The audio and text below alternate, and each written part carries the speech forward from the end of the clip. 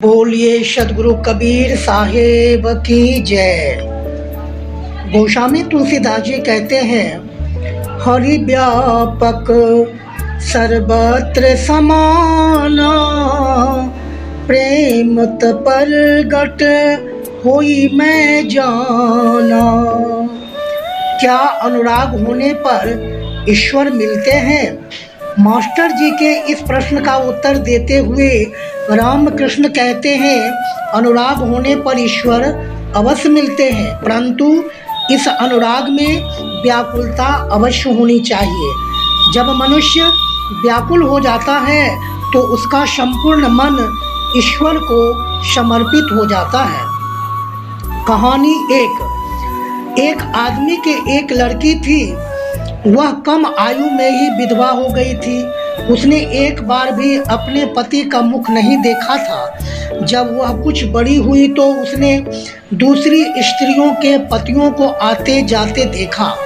उसने अपने पिता से पूछा, पिताजी मेरा पति कहाँ है? पिता ने उत्तर दिया, बेटी भगवान गोविंद ही तेरे पति हैं। पुत्री ने पूछा, वे मुझसे कभी मिलने क्यों नहीं आते? इस पर पिता ने सोच समझकर उत्तर दिया, तुम उन्हें कभी याद ही नहीं करती हो, इसीलिए वे तुमसे मिलने नहीं आते। यह सुनकर उस लड़की का मन अपने पति के लिए व्याकुल हो गया। उसने अपने कमरे का दरवाज़ा बंद कर लिया और व्याकुल भाव से पुकारा, गोविंद तुम आ जाओ, मुझे दर्शन दो, मैं तुम्हें देखने के लिए बेचैन हूँ। जब गोविंद नहीं आए तो वह लड़की फूट फूट कर रोने लगी। उसे इस प्रकार रोता देख करके गोविंद जी अस्थिर न रह सके। उन्होंने उस लड़की को दर्शन दिए। बोलिए सदगुरु देव की जय। कहानी नंबर 2। एक जटिल बालक की कथा मैं सुनाता हूँ। वह बालक जंगल का मार्ग पार करके पाठशाला जाया करता था। उसे बहुत डर लगता था। उसकी माँ ने उसे समझाया, डरने की कोई बात नहीं है, जब भी तुम्हें डर लगे तू कृष्ण को पुकारना, वह तेरी मदद करेंगे। बालक ने पूछा, ये कृष्ण कौन है? बेटे वे तेरे मामा हैं, माँ ने उत्तर दिया। जब अगले दिन उस बालक को जंगल में डर लगा तो उसने व्याकुल होकर के पुकारा, कृष्ण मामा, कृष्ण मामा, ओ कृष्ण मामा। उनकी आवाज़ जंगल में गूंज गई, परंतु कोई नहीं आया। बालक बार बार पुकारने लगा, रो रो कर कहने लगा, मामा मुझे बहुत डर लग रहा है, तुम कहाँ हो?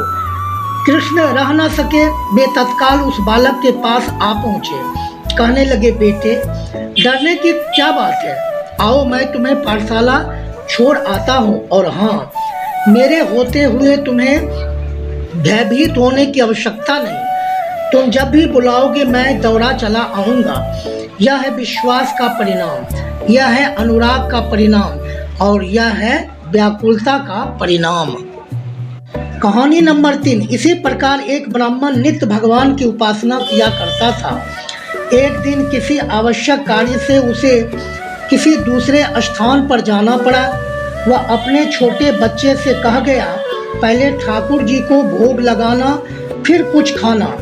लड़के ने ठाकुर जी के सामने भोजन रखा, परंतु ठाकुर जी चुपचाप बैठे रहे, ना कुछ बोले ना ही कुछ खाया। बच्चा वहीं बैठा रहा, बार बार कहने लगा, ठाकुर जी भोग लगा लो, आज पिताजी यहाँ नहीं हैं, वे मुझे कह गए हैं कि तुम्हें खिलाऊंगा। जब ठाकुर जी ने फिर भी कोई प्रतिक्रिया व्यक्त न की तो लड़का रोने लगा। उसने व्याकुल होकर कहा, मैं छोटा बच्चा हूँ, क्या इसीलिए तुम भोग नहीं लगा रहे? ठीक है, तुम भोग नहीं लगाओगे तो मैं भी भूखा ही बैठूंगा। जब वह लड़का व्याकुल होकर रोने लगा तो ठाकुर जी को आना पड़ा। उसने हंसते हंसते भोजन की वह थाली खाली कर दी। लड़का प्रसन्न हो गया और पूजा घर से बाहर आ गया।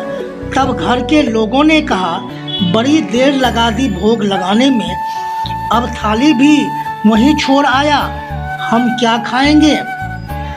मैं क्या बताऊं? लड़के ने उत्तर दिया, ठाकुर जी तो सब खा गए, उन्होंने तो कुछ भी नहीं छोड़ा। ये तू क्या कह रहा है? मैं सच कह रहा हूँ, ठाकुर जी सब खा गए। घर के सदस्य दौड़े दौड़े पूजा घर में पहुंचे। वहां थाली खाली पड़ी थी, पानी का लोटा भी खाली पड़ा था। यह निश्चित था कि वह छोटा बच्चा ना तो उतना भोजन खा सकता था और ना ही उतना जल पी सकता था। उन्हें बालक की बात पर विश्वास करना पड़ा। इस घटना से उनके छक्के छूट गए। मास्टर जी, ईश्वर के दर्शन पाने के लिए ईश्वर से ऐसा ही अनुराग होना चाहिए, अनुराग में ऐसी ही व्याकुलता होनी चाहिए। ईश्वर पर इसी प्रकार ही विश्वास होना चाहिए, फिर ईश्वर को आना ही पड़ता है, दर्शन देने पड़ते हैं। धर्म प्रेमी सज्जनों एवं देवियों, ये भले ही मात्र कहानियाँ हों, परंतु यह सर्वविदित है कि यदि आपके कर्म अच्छे हों, व्यवहार अच्छे हों, संस्कार अच्छे हों, वाणी अच्छी हो, स्वभाव अच्छा हो, आपके अंदर मातृभक्ति हो, पितृभक्ति हो, गुरु भक्ति हो, देशभक्ति की भावना हो, तो ऊपर वाले आए या ना आए, पर आपकी मदद के लिए नीचे वाले किसी न किसी रूप में अवश्य आ ही जाएंगे।